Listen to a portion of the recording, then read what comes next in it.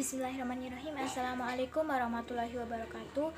Perkenalkan, kami dari kelompok 7 yang beranggotakan saya sendiri Latifah Cahya Pertiwi, NIM 202111352, dan teman saya Lintang Ayu Sukmamarin, NIM 202111356. Di sini kami akan mempresentasikan hasil diskusi kelompok kami mata kuliah Hukum Perikatan Islam di Indonesia yang berjudul Bentuk-bentuk Perikatan Islam dalam Kegiatan Usaha.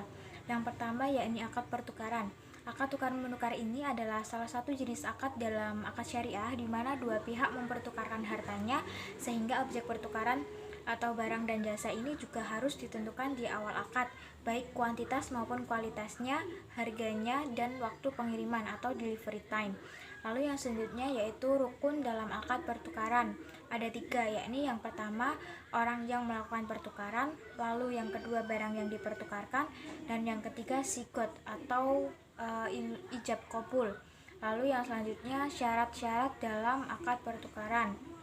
Yang pertama yaitu subjek jual beli atau pertukaran, yaitu penjual dan pembeli harus memenuhi syarat-syarat berikut. Yang pertama berakal, lalu yang kedua dengan kehendak sendiri, tidak dipaksa, lalu yang ketiga keduanya tidak mubazir, lalu yang keempat balik.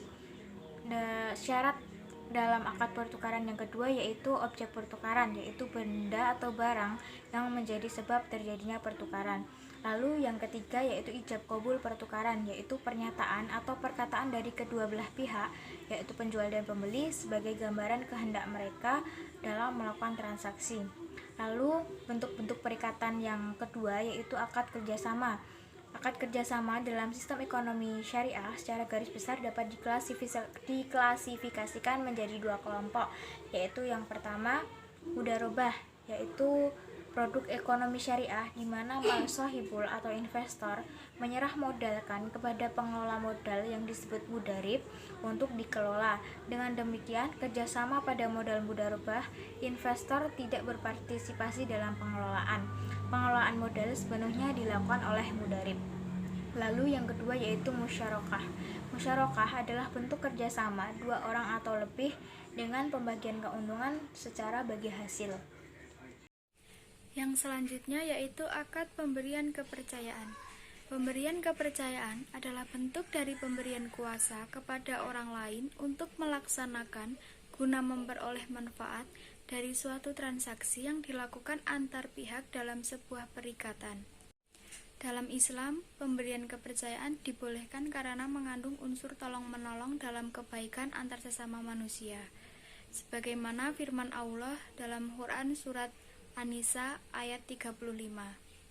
Selain itu, terdapat pula hadis Rasulullah SAW menyangkut masalah pemberian kepercayaan ini, yang terjemahannya yaitu dari Jabir radhiyallahu anhu, Nabi menyembelih kurban sebanyak 63 ekor hewan dan Ali disuruh menyembelih binatang kurban yang belum disembelih. Hadis riwayat Muslim.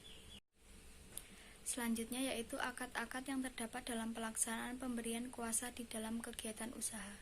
Yang pertama yaitu akad wadi'ah atau titipan, yang kedua rahn atau barang jaminan, yang ketiga wakalah atau perwakilan, yang keempat kafalah atau tanggungan, yang kelima hiwalah atau pengalihan utang, dan yang keenam al-ariyah atau pinjam-meminjam.